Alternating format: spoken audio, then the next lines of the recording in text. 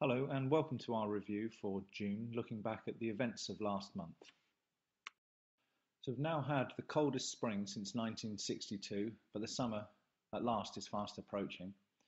A mile-wide tornado has caused devastation in Oklahoma. A soldier was brutally murdered in a London street.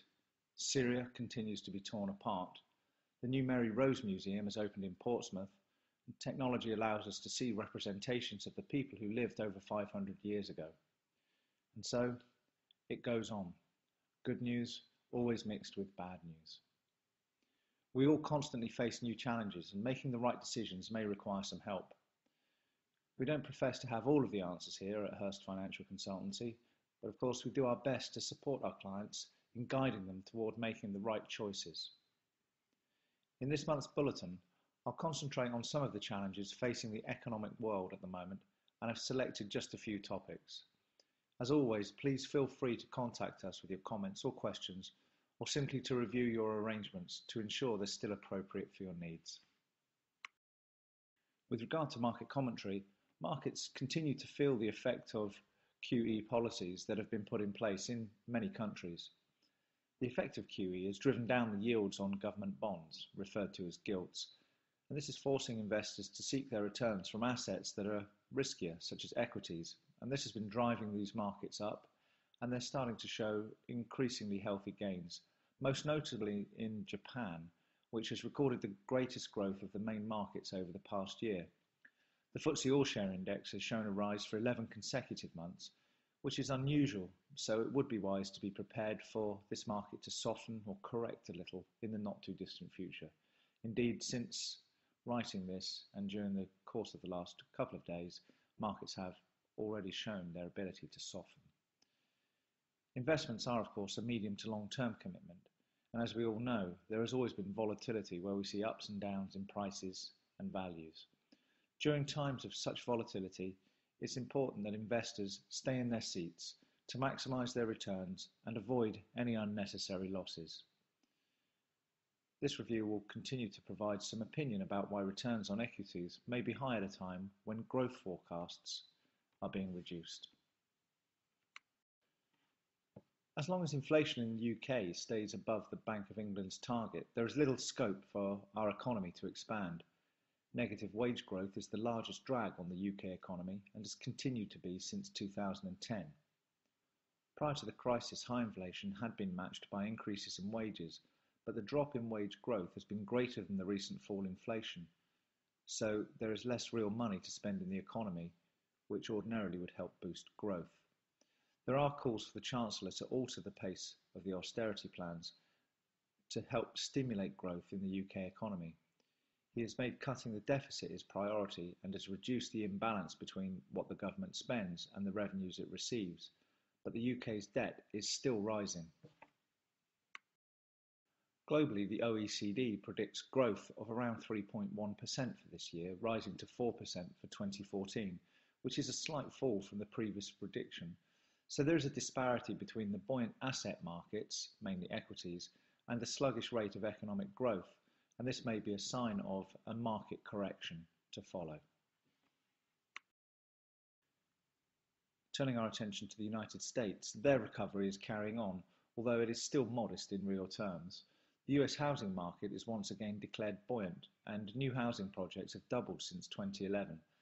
However, behind the scenes, part of the buoyancy can be attributed to the manipulation of available property in the markets, where lenders, including those selling properties in foreclosure, are controlling the supply by reducing the number of properties available for sale, thus increasing demand and inflating prices as a result.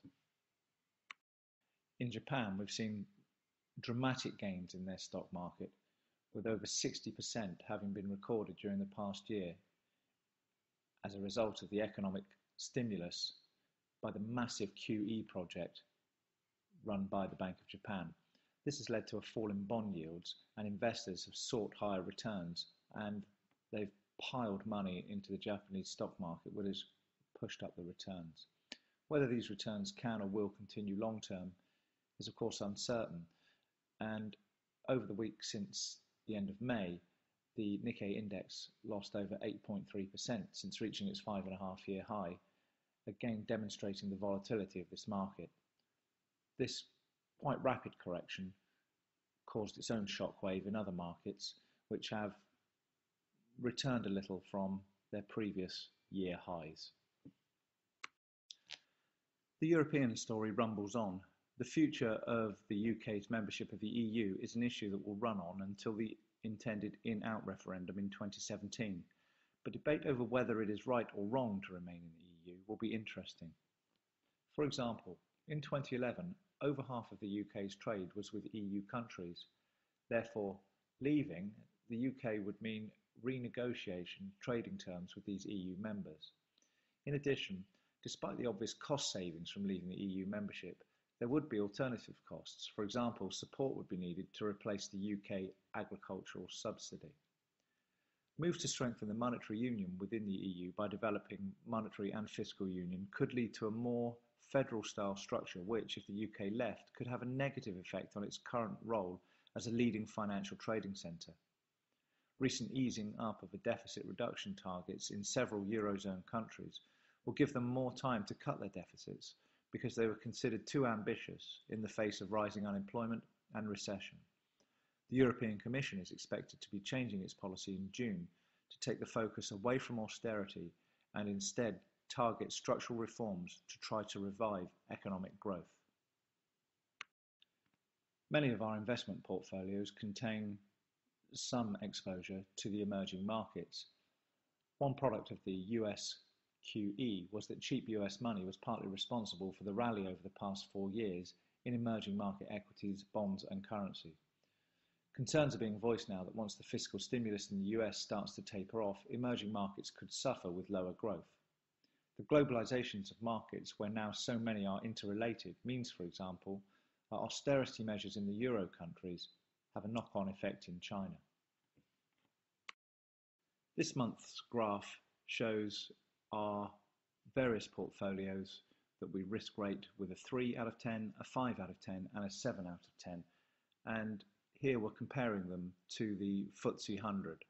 And as you can see, the careful selection of balanced assets within our portfolios leads to much smoother performance. And so this is why we continue to use a diverse range of investment assets for our clients. Bringing this review to a summary, as you know, we continue to monitor markets on a daily basis, but any reaction by us is based on a measured approach to reviewing carefully selected investment portfolios that are chosen to suit your individual investment needs. We have seen a correction in markets over the last 10 to 15 days, but don't see this as anything that requires a rejig of any of the investments that we're currently using, and we expect matters to return to a more normal, progressive condition as the summer moves forward. As always, please feel free to contact us if you have any questions or concerns, and we will be happy to help. All of our contact details are on the next slide.